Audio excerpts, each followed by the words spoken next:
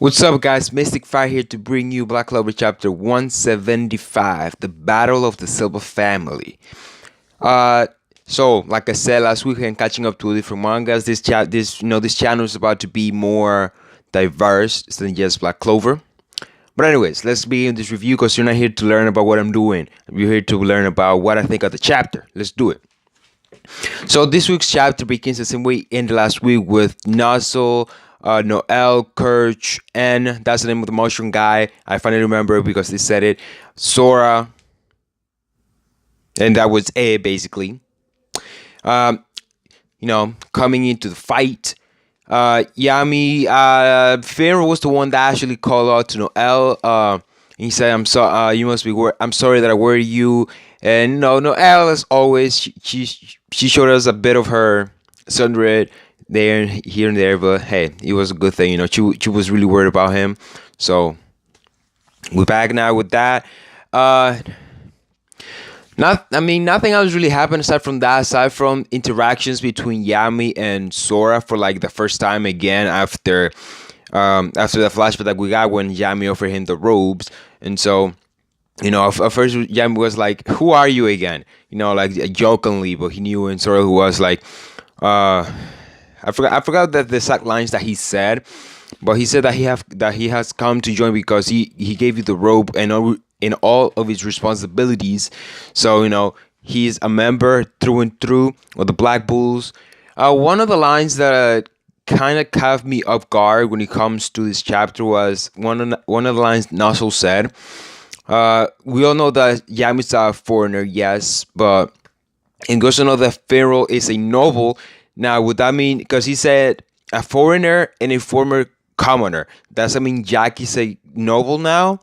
Because if that would be the case, he would have a lot of mana if he is a noble now, but he was a commoner before. So how did he got a lot of mana? See, so it's one of those things where they have to explain a bit more, unless they're referring to Pharaoh since he was basically disowned from his family. I guess disowned is not the right word. More like he got stepped down as the heir of the family, and Langris was the one to become the new heir. But that wouldn't mean that he would be a commoner. He would still be a noble because he comes from a noble family. So they just got to explain a bit more how Jack became a noble. Maybe he married a noble woman, but then that wouldn't explain really him getting a lot of that wouldn't explain him getting mana. In that sense, I don't know if he got more mana or if he still have the commoner's mana.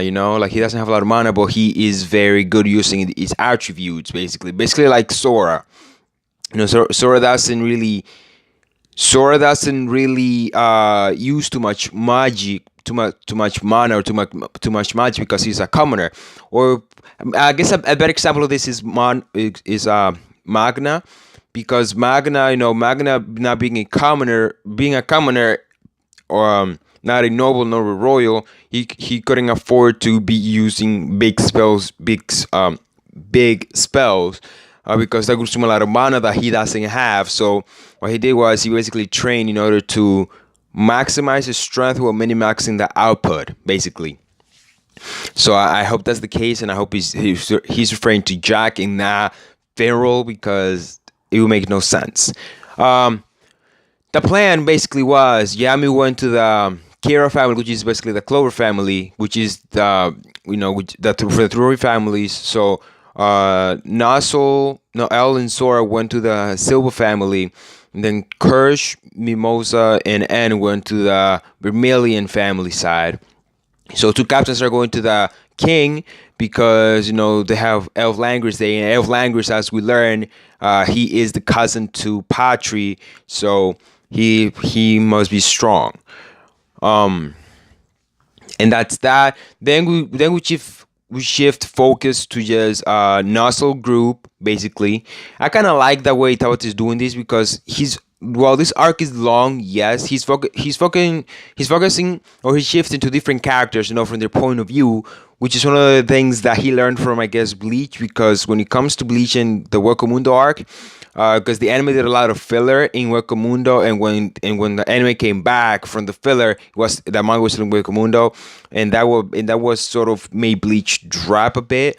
So at this time, Tabata is actually like working smart. He's basically showing that point of view from different characters, as to what they're doing and as to what's happening. Basically, so he's just focusing on, on a team. Like he has been focusing on a team for a few chapters, but now we're switching to another point of view. I really like the way this chapter was set up for Noelle, for Noelle to redeem herself or to prove her family that she is not worthless anymore. That she's a strong royal, and that she deserves to be respected from her family.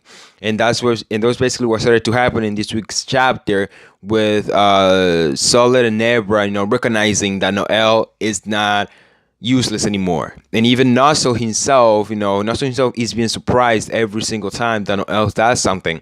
Noelle has mana skin, yes. A lot of people forgot that she has it because she hasn't really used it, but now she's using it here because she has to, or else she won't be able to use her magic or her mana against the Compass girl. So that's what happened with Solid. I think he couldn't use his magic, or he couldn't hit her basically, because he didn't have mana skin. Which I guess is sort of stupid if they don't have mana skin, because the brother have mana skin or even mana zone for the fact. I think he has mana zone. I'm not sure. He hasn't been shown yet that he has it. But it would make no sense if Solid and Nebra don't have mana skin at least. And Noelle training Maniskin with Merleona, so in that sense, it's all good. She has it, she can fight. I like the last panel of the chapter though, with Nozel basically telling Noelle, let's show them the power of the Silver family, basically. Hey, that was good. What else was there? One thing that I gotta do say about this arc is when it comes to the elves, a lot of people are complaining about the elves basically being fodder, a lot of them, while the characters keep saying, oh, the enemy's strong, so don't die or don't let your guard down, and yet they're being one-shot in the next panels. You do have to realize that not every elf is going to be on the same level as the other elves, right? Like, come on now, you need to have some fatter elves in order to get to the strong ones, because if every enemy is strong, then when it's time for the big fight, everyone is gonna get destroyed, which I guess is gonna happen anyways, because when Asta came, remember this is still a flashback, because when Asta came to the capital, that it was destroyed. I think the castle was also destroyed. I'm not sure if it was just the city, but I think it was also the castle that was destroyed. So, let me see, anything else? Oh, Sora went on his own. Sora is a small character. He's a smart character. He went on his own. I think to set traps, because there's a lot of enemies. So, and he works best alone, which is what obviously we've seen. Like the only time he worked as a team was in the tournament arc, and that's because he acknowledged them. But again, he's working with royals now, so he doesn't want to be looked down upon by the royals, especially when it comes to Nozel. But he actually acknowledged Sora when he left, which is a good thing. So a lot of people think that this is a death flag when it comes to Nozel and the Silver family, and I hope not, at least for Nozel, because we have to learn more about Nozel. I guess we have to learn a lot about the Silver family in general. But it would really suck, to have these important characters killed when they're basically going to be the main focus for Noelle's growth as a character. Basically, So, and plus, Noelle has only one attack spell, which is the creation magic, the Sea Dragon Drawer. So she might as well learn a new spell, during this fight. And I kind of like the way it was set up, that it was Nozel and Noelle fighting against Compass Girl, because if it was only Noelle fighting against her, and she actually managed to defeat her, it would be considered an ass when it comes to the critics of anime and manga. When they're like, oh, this has been done so much better. This is an ass pooling here and there. Black Clover wouldn't get the end of it. Black Clover is getting popular now, so having a lot of big YouTubers and a lot of people know that I have credibility when it comes to reviews and whatnot will actually damage the reputation that Black Clover has started to build.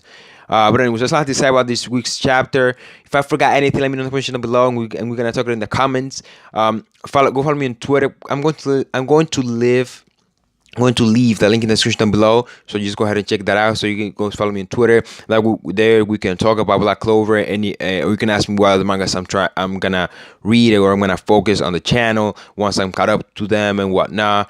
Let's keep in touch, people. Let's keep in touch. That's all I have to say. Let's keep in touch in Twitter. That's the best way we can talk about everything and anything that you guys want.